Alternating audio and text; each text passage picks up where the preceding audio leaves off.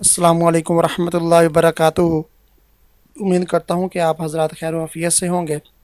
آج میں آپ کے لیے بہت قیمتی ویڈیو لے کر آیا ہوں، اس کو اینڈ تک ضرور دیکھیے گا، اور کچھ کوسچن ہیں اس کے میں آنسرز آپ کو دوں گا۔ تو سب سے پہلا جو ہے وہ کوسچن وہ یہ ہے کہ کیا پاگل کا نکاح کیا جا سکتا ہے؟ تو بالکل نہیں کیا جا سکتا۔ پاگل کی تو نماز بھی نہیں قبول ہوتی، اور پاگل کے لیے نماز کی بھی چھوٹ ہے، کیونکہ وہ پاگل ہے نا، ذہنی توازن درست نہیں ہے اس کا۔ تو آپ نکاح کی بات کرتے ہیں، نکاح نہیں ہو سکتا پاگل کا، بالکل ناجائز ہے، پاگل کا نکاح نہیں کیا جا سکتا۔ اور دوسرا اس میں ایک میرے بھائی نے کوشچن کیا ہے کہ گھر میں جو ہے وہ سارے افراد جو ہیں وہ مل کر اپنے بچے کی ہر سال برتھ ڈے جسے ہم کہتے ہیں، سالگرہ یا ولادت کا دن، وہ خوشی سے منا سکتے ہیں، کیک وغیرہ کاٹ سکتے ہیں؟ نہیں جی، یہ نہیں کاٹ سکتا، یہ کوئی سنت نہیں ہے، نہ اسلام میں اس کا کوئی ہے ذکر آیا کبھی۔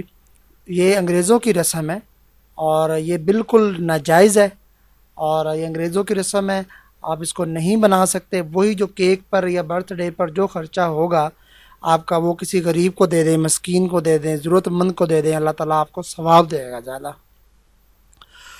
تو ایک جو ہے نا وہ بھائی نے کوشچن کیا ہے، بلکہ ایک بچے نے کوشچن کیا ہے کہ میں دینی تعلیم جو ہے وہ حاصل کرنا چاہتا ہوں، لیکن جو میرے والدین ہیں وہ راضی نہیں ہیں۔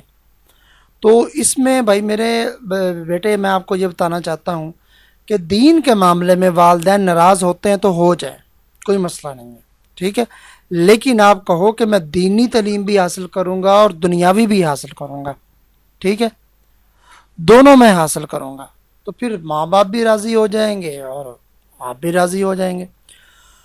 تو ایک شخص نے اور کوشچن کیا ہے کہ کیا نابالغ ایک نابالغ میرے پاس بیٹا ہے، میں نے کسی کا لیا ہے، اور اس کا میں نکاح کرنا چاہ رہا ہوں، تو نکاح کرتے وقت نابالغ جو بچہ ہے اس کا میں جو ہے وہ نام کس کا لکھوں، اپنا لکھوں یا اس کے حقیقی باپ کا لکھوں؟ تو یہ مسئلہ سن لیں آپ، کہ جس کا وہ حقیقی بیٹا ہے نام اسی کا لکھیں آپ نے بے شک لیا ہوا ہے، آپ اس کی پرورش کر رہے ہیں، سارا کچھ کر رہے ہیں، لیکن آپ نے اڈاپٹ کیا ہوا ہے، نام ہر جگہ اس کے حقیقی باپ کا ہی چلے گا۔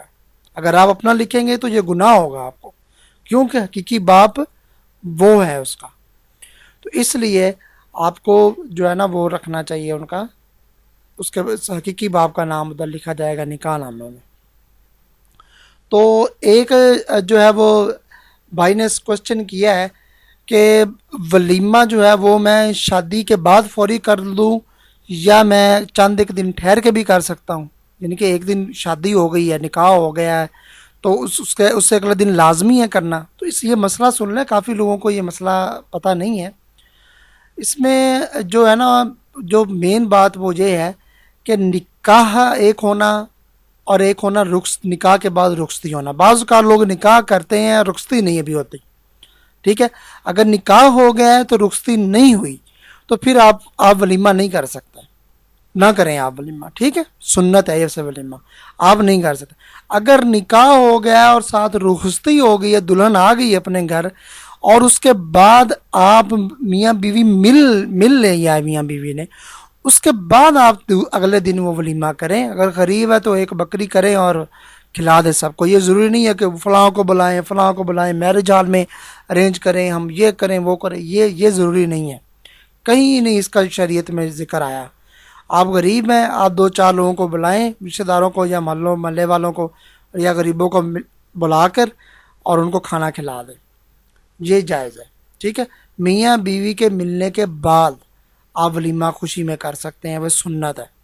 آج کل تو لوگ جو ہیں وہ داڑھی منواتے ہیں اور ولیموں کی فکر لگی رہتی ہے کہ یہ، حالانکہ یہ بھی سنت ہے، داڑھی منوا لیتے ہیں، وہ فکر نہیں ہوتی اللہ تعالیٰ معاف کریں گے جی، اللہ تعالیٰ یہ کر دیں گے وہ کر دیں گے، غفور الرحیم ہے، یہ ہے وہ، ٹھیک ہے، غفور الرحیم ہے، قہار بھی تو ہے اللہ تعالیٰ اور بھی بہت سخت ہیں، اللہ تعالیٰ معاف کرے ہم سب کو، لیکن آپ سوچیں کہ داڑھی بھی تو رکھنا چاہیے نا۔